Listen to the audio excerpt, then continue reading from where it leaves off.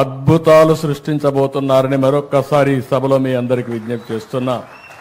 అయితే దీనికి కావాల్సింది మనమందరం కూడా ఆ డైరెక్షన్లో ఆలోచించాలి. ఒకప్పుడు హాస్పిటల్ లేని పరిస్థితి. 82 మా ఫాదర్ ఇన్ లా గౌరవనీయులు ఎన్టీ రామారావు గారు ఆ రోజు ఆయన ఆపరేషన్ చేసుకోవాలంటే అమెరికాకు పోయి హార్ట్ ఆపరేషన్ చేసుకొని వచ్చాడు. అదే మారుగా మా అత్తగారు అయినటువంటి వసతారం గారిని చూస్తే ఆవిడ క్యాన్సర్ వస్తే ఆ రోజు 2 హాస్పిటల్, ఒకటి బాంబేలో ఒక హాస్పిటల్ ఉండేది టాటా, రెండోది అడయారులో ఒకటి. ఈరోజు మీరు చూస్తా ఉంటే క్యాన్సర్ కోసం అనేక హాస్పిటల్ వచ్చాయి. అదే ఎన్టీ రామారావు గారి కోరిక.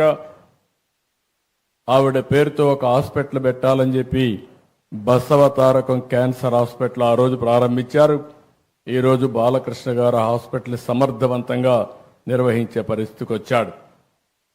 నేను ఎందుకు ఆ మాట చెప్పానంటే ఈరోజు అన్ని హాస్పిటల్స్లో ఈరోజు ఎక్కడికక్కడ మన వాళ్ళు చాలా సమర్థవంతంగా వచ్చే పరిస్థితికి వచ్చింది.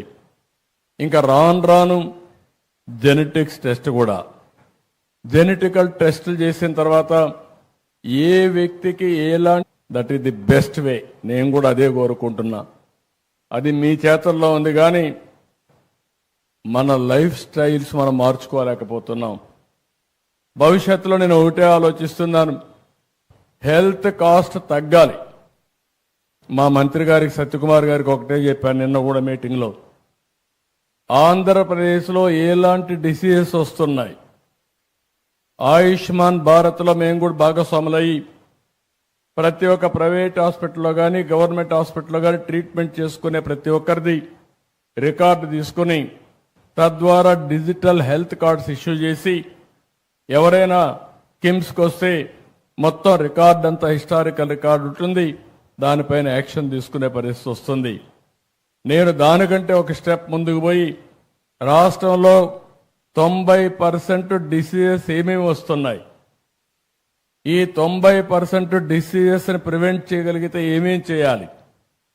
ఒకటి ప్రివెంటివ్ హెల్త్. ప్రివెంటివ్ హెల్త్లో డైట్ విషయం చెప్పాడు, హ్యాబిట్స్ విషయం, ఎక్సర్సైజ్, లేకపోతే స్లీప్, దీనికంటే కూడా అలవాట్లు, ఇవన్నీ కూడా లైఫ్ స్టైల్స్ కానీ కొద్దిగా మనం మార్చుకోగలిగితే చాలా వరకు హాస్పిటల్కి వచ్చే పరిస్థితే రాదు. నేను ఇంకా ఒక స్టేజ్ ముందుకు వెళ్తున్నా. మీరు తినే ఫుడ్ కూడా నేచురల్ ఫుడ్ ఉండాలని ప్రపంచంలోనే నేచురల్ ఫార్మింగ్ నెంబర్ 1 ఏ రాష్ట్రం అంటే దానికి చిరునామాగా ఆంధ్రప్రదేశ్ తయారవుతుంది, తయారు చేస్తున్నాం. ఒకసారి నేచురల్ ఫుడ్ వచ్చినప్పుడు నేను మాటల్లో చెప్పడం లేదు, టెక్నాలజీ వల్ల ట్రేసబిలిటీకి వస్తున్నాం. అంటే నువ్వు తినే ఫుడ్ ఒకసారి క్యూఆర్ కోడ్లో స్కాన్ చేసుకుంటే ఏ ఫామ్ నుంచి వచ్చింది, ఏం ప్రాసెస్ ఉపయోగించారు, ఎవ్రీథింగ్ డీటెయిల్స్ ఉంటాయి. దానికి ప్రూఫ్ ఆఫ్ కాన్సెప్ట్ కింద సర్టిఫికేషన్ ఉంటుంది. అంటే ఇది కరెక్ట్గా ఆర్గానిక్ ఫుడ్, ఇది నేచురల్ ఫుడ్ అని సర్టిఫికేషన్ ఉంటుంది, ట్రేసబిలిటీ ఉంటుంది. దీన్ని కూడా ప్రమోట్ చేసే పరిస్థితికి వచ్చాం. రెండోది, మనం వాడే పీల్చే గాలి, అందరం కూడా కలుషితమైన వాతావరణంలో బ్రతుకుతున్నాం. అందుకే ప్రధానమంత్రి గారు అన్నారు 500 గిగాబిట్ గ్రీన్ ఎనర్జీకి ముందుకు పోతున్నామని. అందులో 160 గిగాబిట్ అంటే 1/3 గ్రీన్ ఎనర్జీ ఆంధ్రప్రదేశ్లో ప్రొడ్యూస్ చేయబోతున్నామని చెప్పి కూడా నేను మీకు తెలియజేస్తున్నా. దీనివల్ల లాభాలు ఏమిటని మీరు ఆలోచిస్తే ప్రతి ఒక్క ఇల్లు, ఇంటిపైన సోలార్ ఉత్పత్తి చేసుకునే పరిస్థితి వస్తుంది. దానిపైన మా గ్రిడ్ అంతా కూడా డిమాండ్ సప్లై కింద పనిచేస్తాం. పేదవాళ్ళకి ఇది ఎంతో ఉపయోగపడుతుంది. కరెంటు ఛార్జీలు కట్టే పని ఉండదు. ఒకవేళ అదనంగా కరెంటు ఉత్పత్తి చేస్తే మీరు గ్రిడ్కి ఇవ్వచ్చు. మళ్ళీ అవసరమైతే సాయంత్రం పూట మీకు కరెంటు లేకపోతే మళ్ళీ మీకు కరెంటు ఇస్తాం. ఈ విధంగా ఎక్కడికక్కడ బ్యాలెన్స్ చేయడానికి ముందుకు పోతున్నాం. నా ఆలోచన ఒకటే, వీలైనంత తొందరలో పెట్రోల్ డీజిల్ వాడకుండా ప్రతి ఒక్కరూ ఎలక్ట్రికల్ వెహికల్స్ వాడే రోజు రావాలని, మీ ఇంట్లోనే మీరు ఛార్జ్ చేసుకునే పరిస్థితి రావాలని చెప్పి మనస్ఫూర్తిగా ఆకాంక్షిస్తున్నా. దానికి కూడా శ్రీకారం చుడతాం.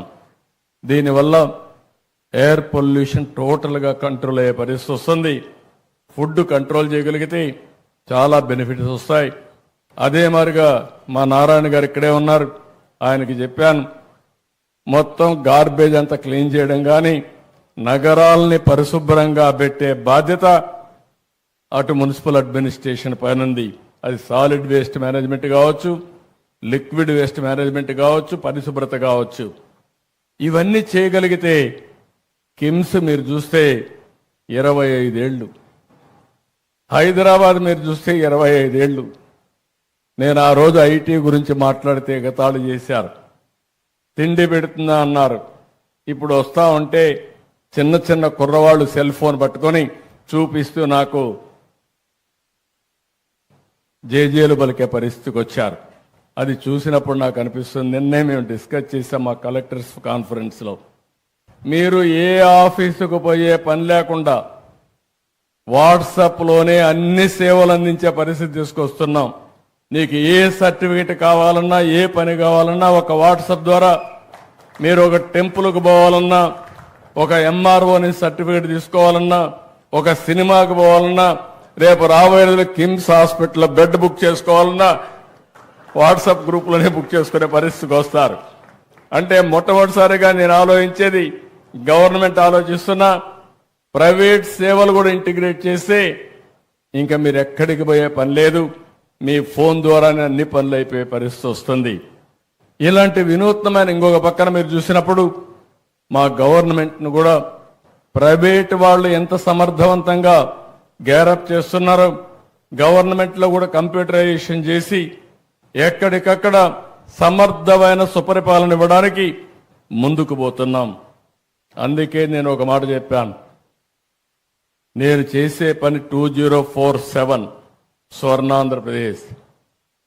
నరేంద్ర మోడీ గారి విధానం వికసిత్ భారత్ 2047.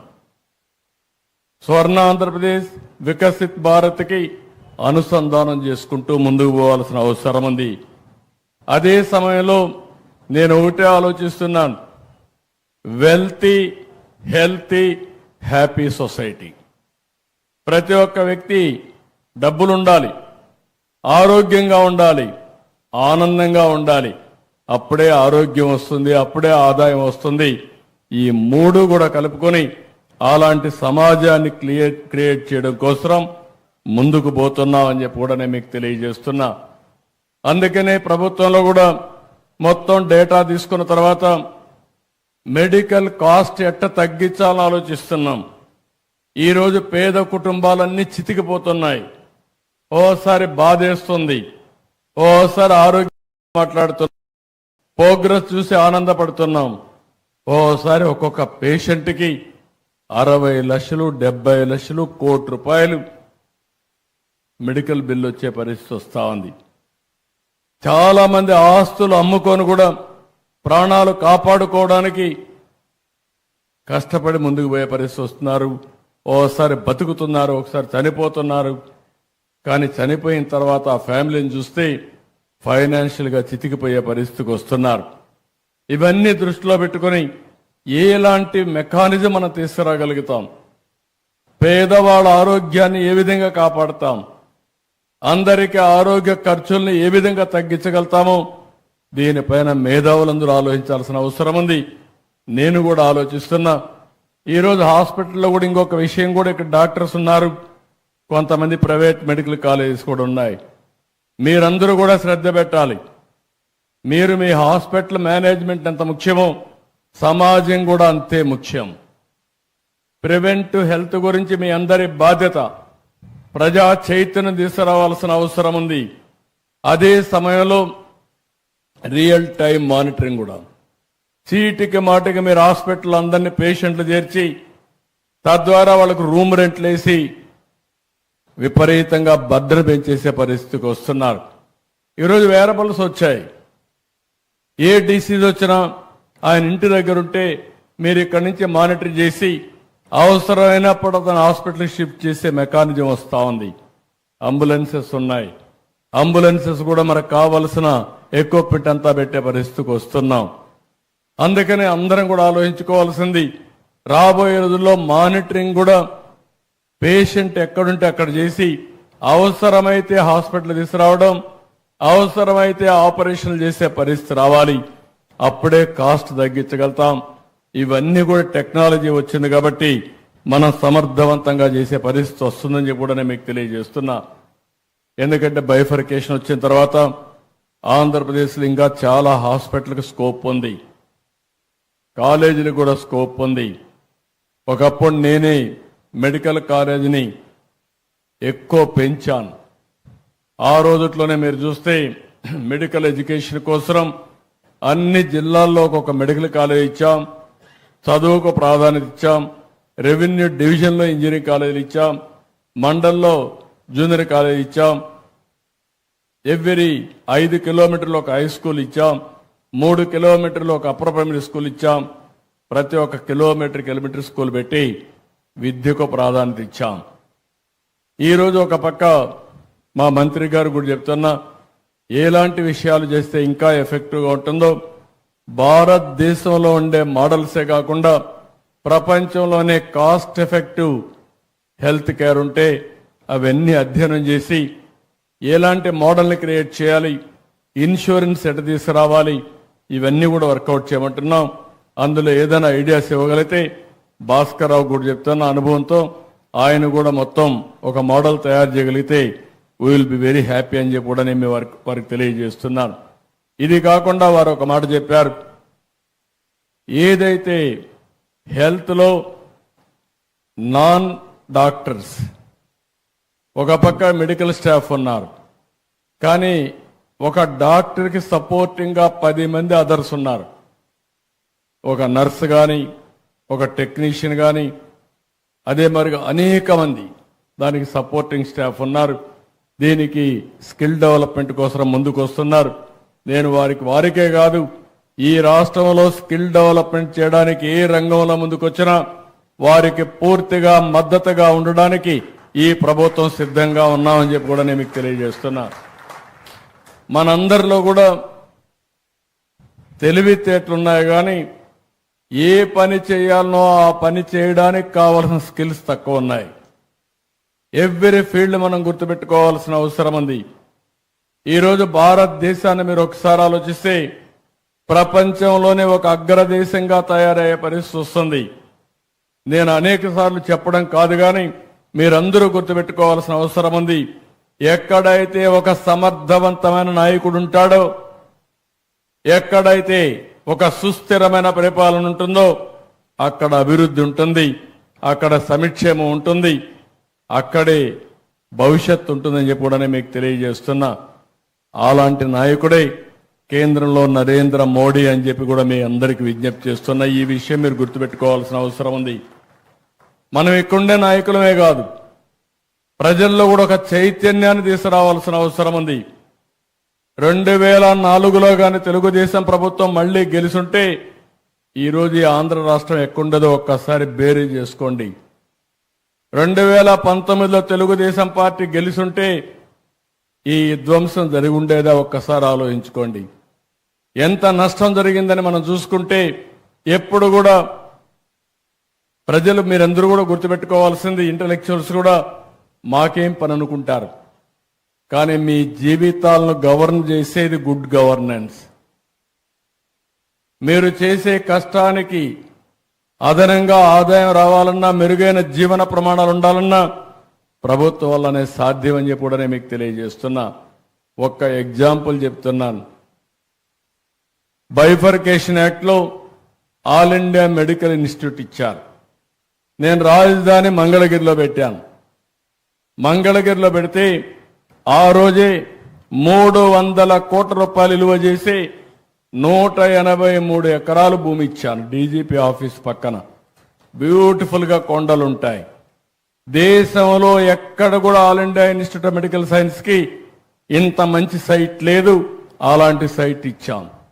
వాళ్ళు కూడా 1618 కోట్ల రూపాయలు ఖర్చు పెట్టి 960 బెడ్లతో హాస్పిటల్ ఎస్టాబ్లిష్ చేశారు. 10 రూపాయలే ఓపీ. అలాంటిది పెడితే నేను ముఖ్యమంత్రి అవుతానే సూపరింటెండెంట్ వచ్చి అడిగాడు, సార్ మీరు ఆ రోజు మంచి ఉద్దేశంతో ఇవన్నీ చేశారు, నీళ్లు లేవు, నీళ్లు లేకుండా ఉంటే మేము 600 టిప్పర్స్ ట్యాంకర్స్ పెట్టి నీళ్లు